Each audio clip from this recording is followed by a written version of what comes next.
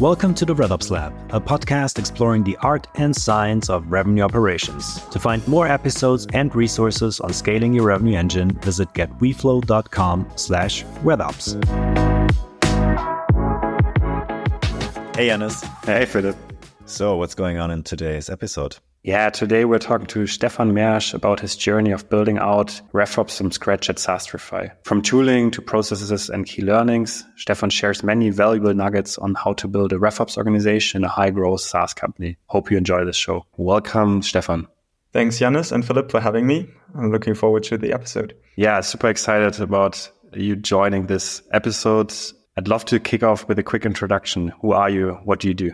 Happy to do that. So my name is Stefan. I'm located in Hamburg, northern Germany, and I lead revenue operations and strategy at Sastrify. So in short, what Sastrify does, for everyone who doesn't know the company, we are a SaaS procurement solution. So we help businesses procure their software stack. I'm sure a lot of revenue operations leaders are listening to this. So if you're buying Salesforce, Zendesk, whatever else, that can be done via Sastrify and with the help of our procurement team and our platform. And I'm leading the revenue operations team, which is at the moment a rather small team, but I think we will get to that at a later stage. And I'm in charge of a lot of different things from forecasting to CRM setup and headcount planning, these sort of things.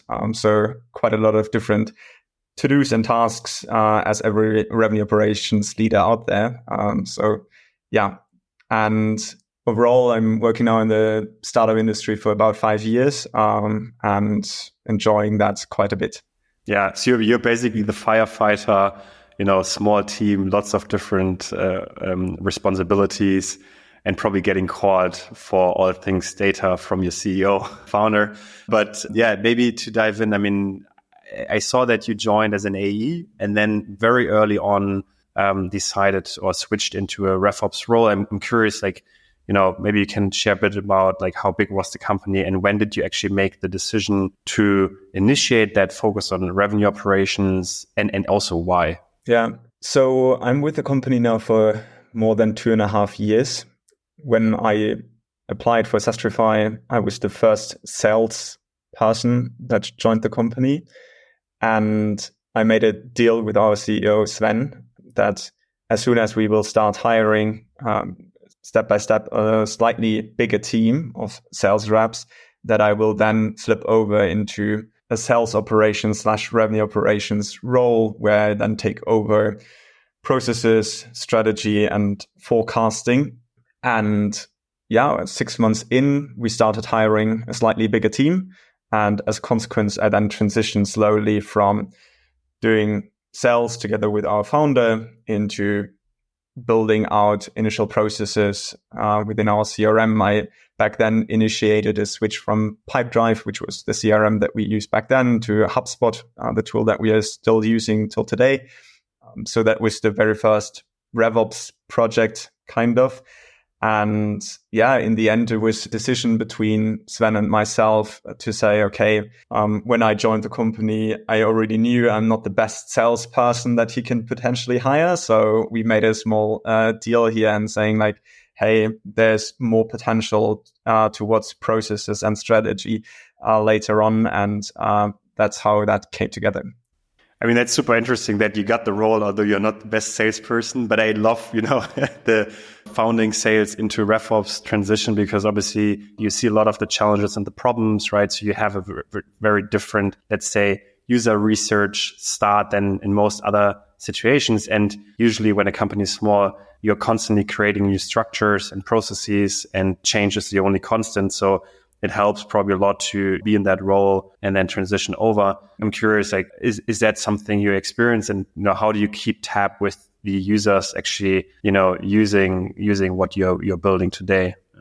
So you're referring to how users are adapting tools? Is that? Yeah, and also processes, right? I think when you're in that role of creating or actually running sales, right? It end to end, and all the little nitty gritty details, and then the company grows, right? It's a lot harder to actually do that research and understand what's going on. Is that something where you've developed specific tactics to understand how users are using what you're creating in terms of processes?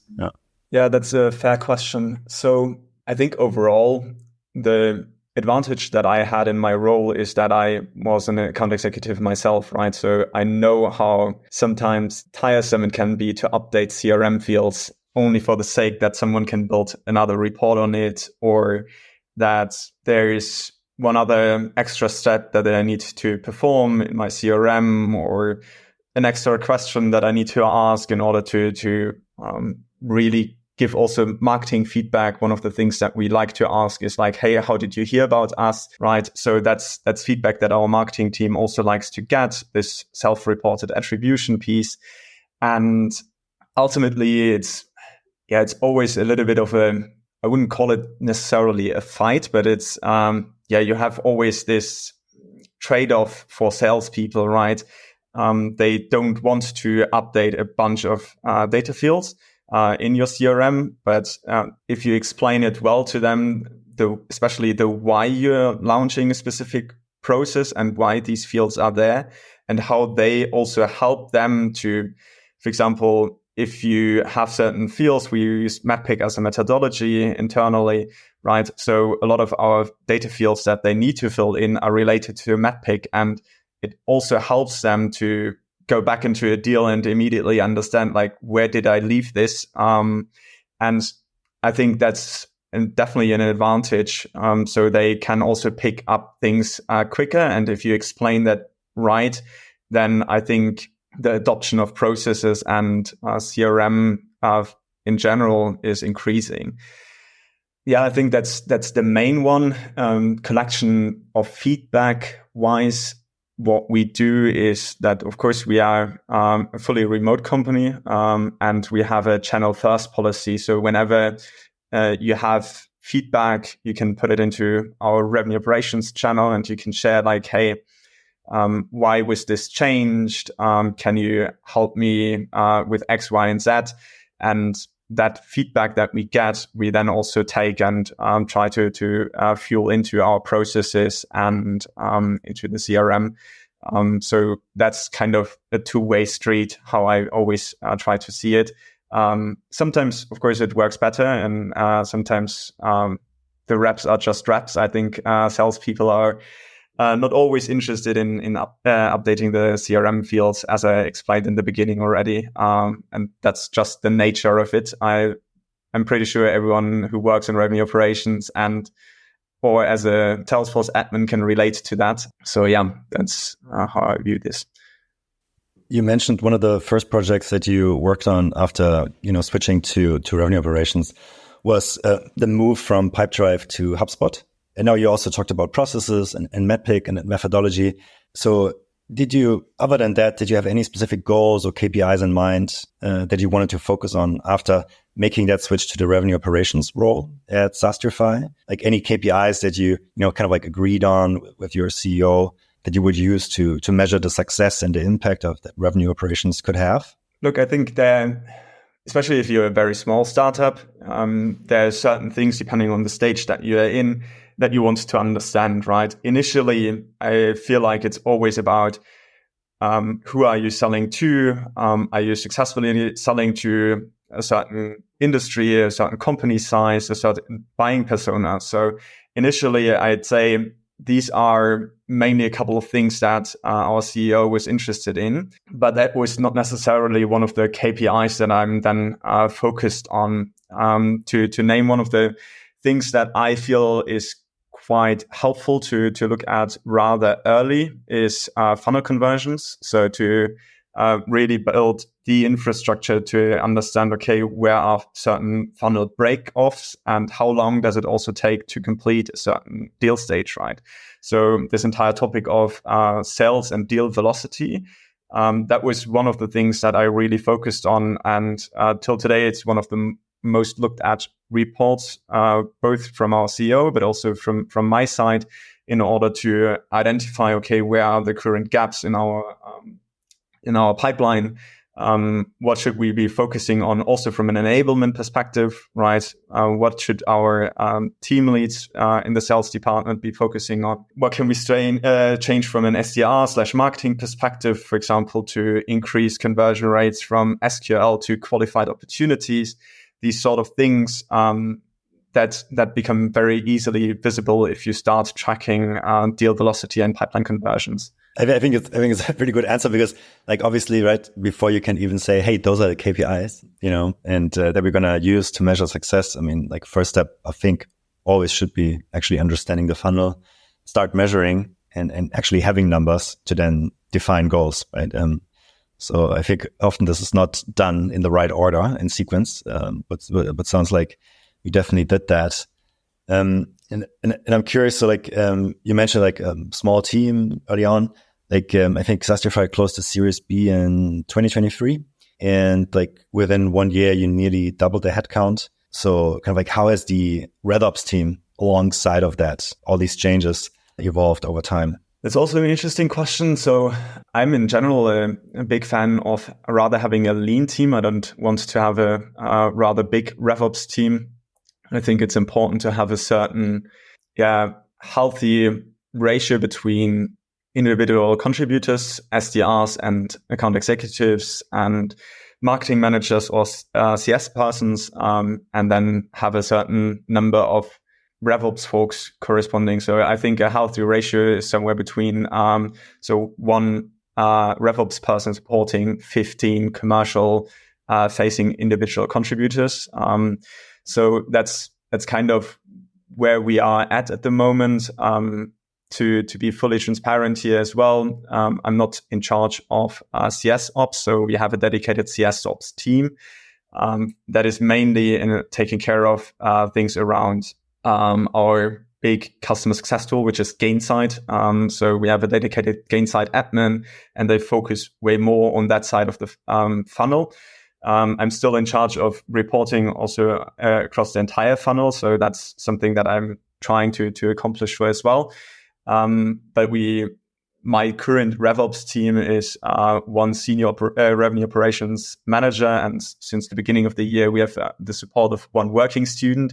But over my entire tenure at Sastrify, it was always between 1 to maybe 3 people that we had, mainly one full-time person and then one additional working student supporting along the way with rather small tasks. And I personally believe that's also a quite good setup. If you start building a revenue operations team, I think it's important that when you want to move as a head of revenue operations into the more strategic role, that you have someone more senior where you just can put that person in charge of a lot of the rather bigger and more strategic projects that you are yourself not going to take care of anymore.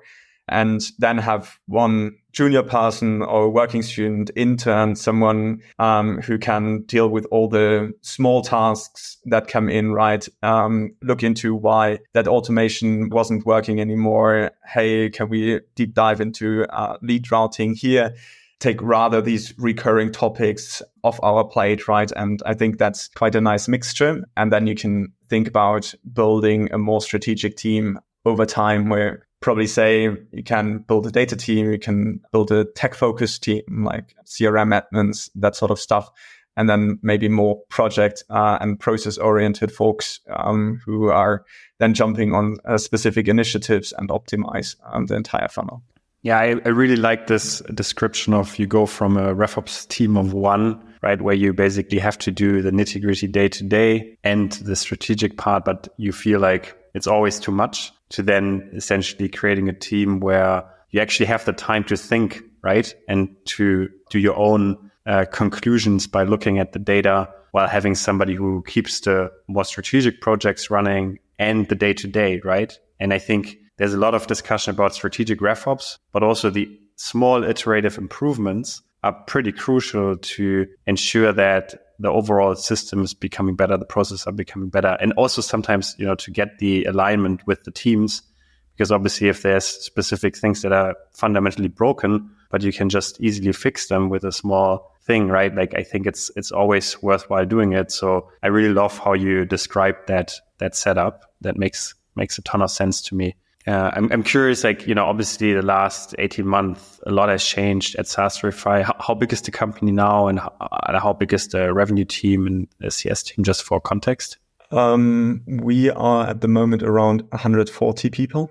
That's how big the company is. In total, we have a sales team, including SDRs, of around 20 folks, including then RevOps, sales enablement, VP of sales and team leads. We're around 25, maybe 30 people. And then we have another CS team, purely CS team is probably another 12 to 15. And then again, some CS overhead for that as well. And what is quite specific about our business model is that we have a procurement team that is sort of nearly a subsection of the customer success team, because they need to work very closely with one another. And we have another probably 8 to 10 procurement specialists who jump then on negotiations on behalf of our clients and work very closely with our CS team, because that's in the end also contributing to the success of our clients. Got it. And do you foresee the 1 to 15 ratio to stay like this? Or, curious what your thoughts are on the ratio in general. Obviously, similar to probably a lot of other companies out there, we at the moment are very cautious how and when we are hiring. And I think by nature, you will focus first on adding additional individual contributors, and then at a later stage add additional RevOps persons. So the answer to that is there might be moments and months where we will need to support way more sales people and CS people than we currently have from a bandwidth capacity. But then ultimately the goal is still to refill and to start building a RevOps team that can then support also the wider team and the growing sales and CS organization. Is a good segue. There's one question I wanted to ask you is, obviously economy, markets, although actually improving in numbers, I think still it feels quite tough. And, just wondering how has that impacted the work of the revenue operations team at Sastrify? Are you also more looking to bundle software? Are you kind of trying to slim down the stack, or in what kind of direction are you leaning there? I can answer that question in two ways. So I can tell you a little bit about the internal perspective, and then I can also tell you a little bit about the external perspective, where it's we have a lot of clients, right, who have revenue operations teams, a go-to-market team as well, and who use tools. So internally, what are we doing? Yes, the year 2023 was definitely challenging from a growth perspective as well for us. I think we still navigated quite well through the rougher times. At the same time, I'm also getting challenged by our VP of Finance and our CEO on tool spend, obviously, right? So we are looking into, hey, can we maybe solve X with tool Y as well? They especially, I think Weflow mainly connects with Salesforce at the moment, right? But ultimately, there are a lot of overlaps between a lot of these different tools, right? You can, in theory, do a lot of things within these two major CRMs, right? HubSpot just recently launched dedicated prospecting area where you, in theory, can do the exact same thing that we currently do with SalesLoft. So we are currently using SalesLoft for prospecting, but in theory, we could challenge SalesLoft moving forward by flipping things back to HubSpot. Similar things for CPQ tools, for forecasting and whatnot. And at the moment, we still maintain rather best of breed approach compared to real tool consolidation.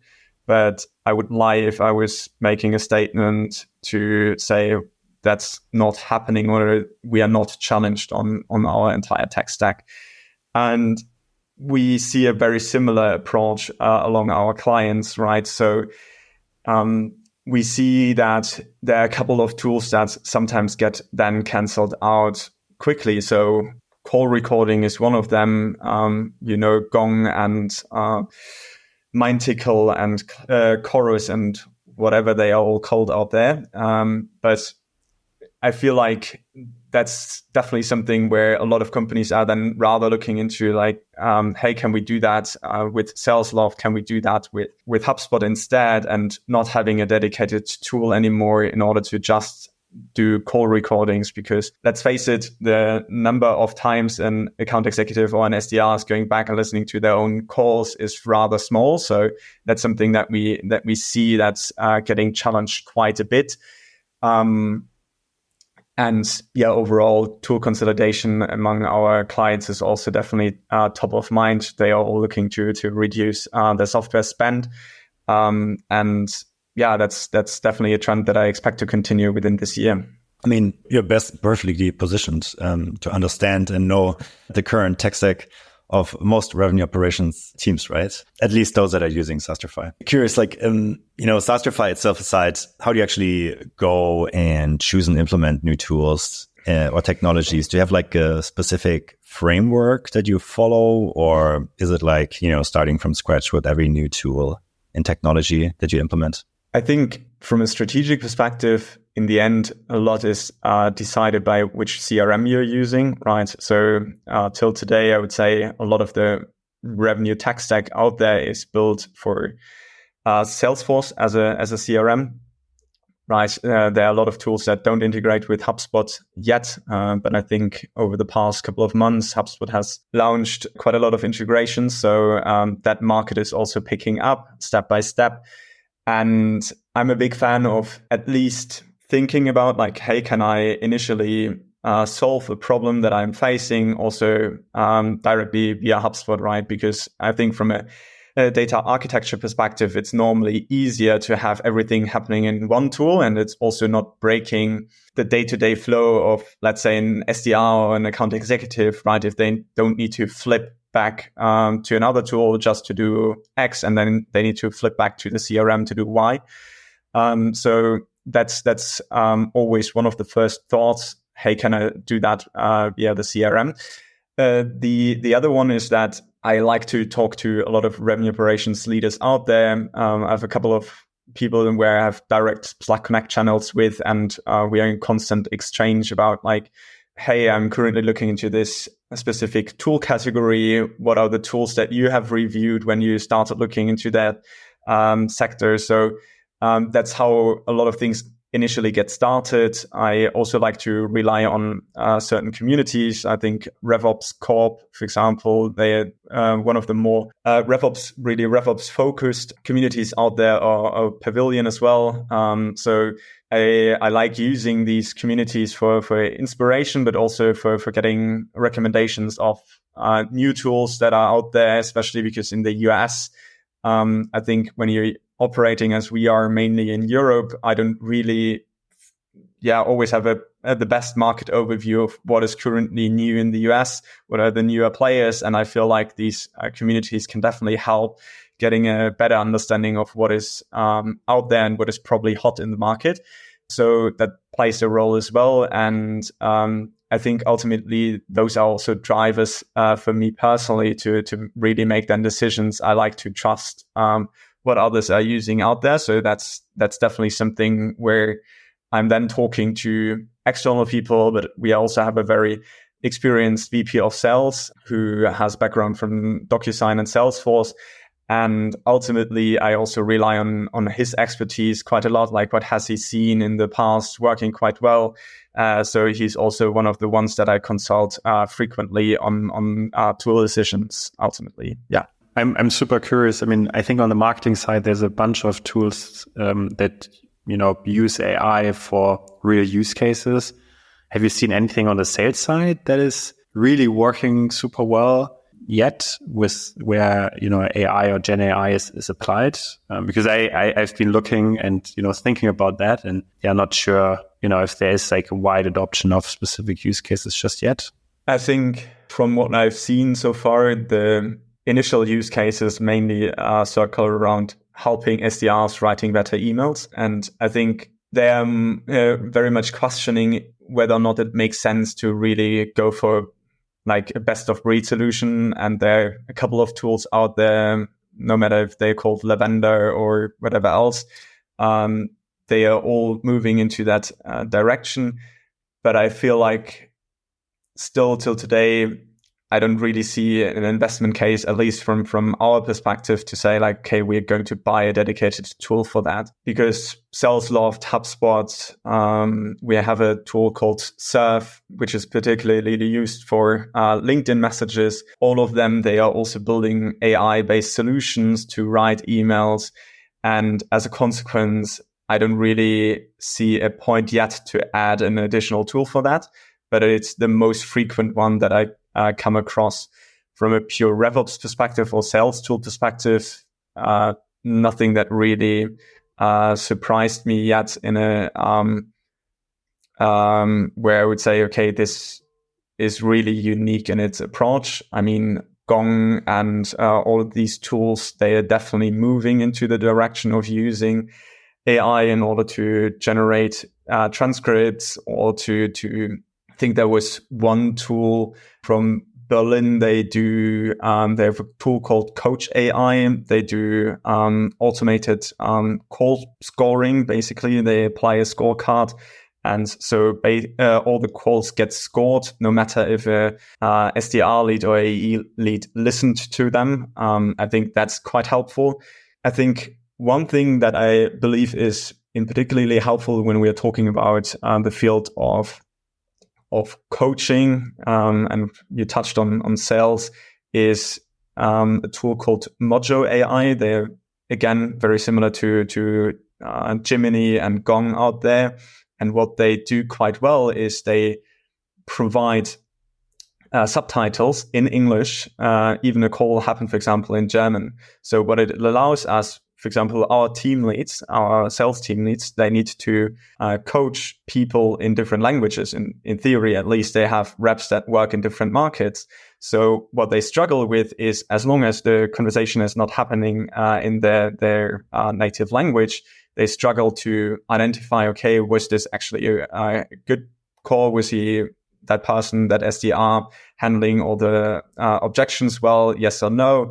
And I think Mojo did a quite intelligent step to simply say, okay, we translate everything and provide subtitles in English. So the coaching gets opened to folks who are not speaking that language natively. So I think that was one that stood out a little bit to me, at least. Yeah, I want to share an observation. I really like what you just said, because I think there's essentially the tendency towards building end-to-end solutions for specific roles, right? So essentially, if you think about the outbound stack, it's a tool where most of the SDRs and BDRs spend their whole day in, and they don't have to switch. And the same is true for what we are building with Weflow, the AEs and CSM folks managing the pipeline forecast. They don't need to switch between Salesforce and Weflow. They can do everything in Weflow. Same is true for Gainside or the next-gen platforms on the customer success side, right? And I think these are all consolidated plays, while AI then comes in very narrow often and just offers one specific use case. And my expectation towards the future is that,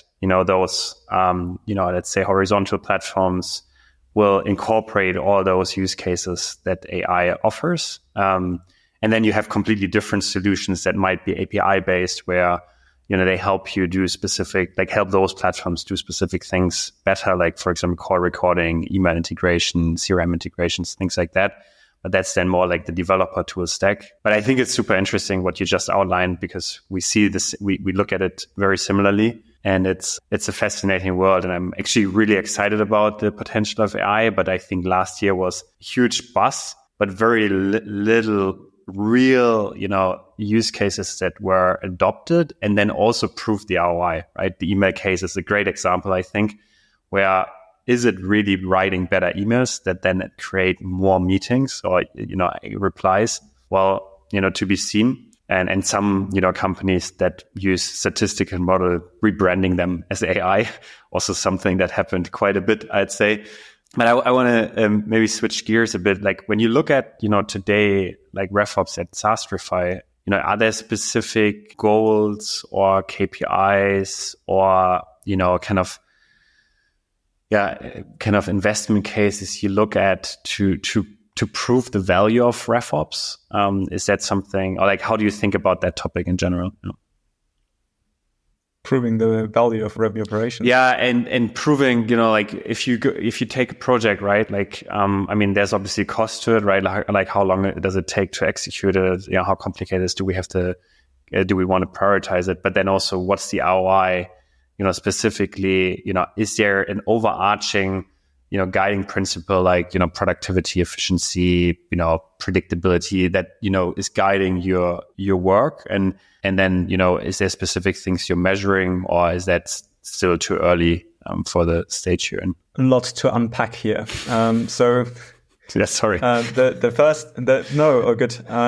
first one I think is, what is my guiding principle or our guiding principle? I think that's for me the definition that we apply to revenue operations at Sastrify, and that is ultimately to make revenue scalable, predictable, and repeatable. That's what it's really about. So that's what our core initiatives circle around as well, and that is basically what I try to map all our initiatives to as well. At the moment, I don't think that I personally connect revenue operations purely with, at least I understood your question a lot in the way that revenue operations is per se connected with setting up the correct tech stack, and that's where an investment is required. I personally think that at the moment, what we do internally quite a lot is we are the devil advocates in a lot of different ways. Like, we are challenging the status quo. We are the ones that are digging into numbers like no one else is, in order to bring like bottlenecks or just poor performance to light. And I feel like because we have that role, it's not necessarily that we need to show that this is generating a positive return on investment. I think ultimately what it comes down to is, are we able to identify these bottlenecks and where maybe our funnel is breaking and whatnot, and then come up with guidelines towards our C-level, but also to our department leads, like to our VP of sales, for example, to say like, hey, this is where your current funnel is broken. These are a couple of recommendations that we can give to you in order to fix them. Let's work on fixing them and holding them accountable to it. I think if we do that, then there will ultimately also be some sort of positive return on an investment. And I think that is how we currently measure our performance within revenue operations at Sastrify. In your mind, what were kind of like the top 3 things that had the biggest impact on the operational efficiency of Sastrify's revenue motion?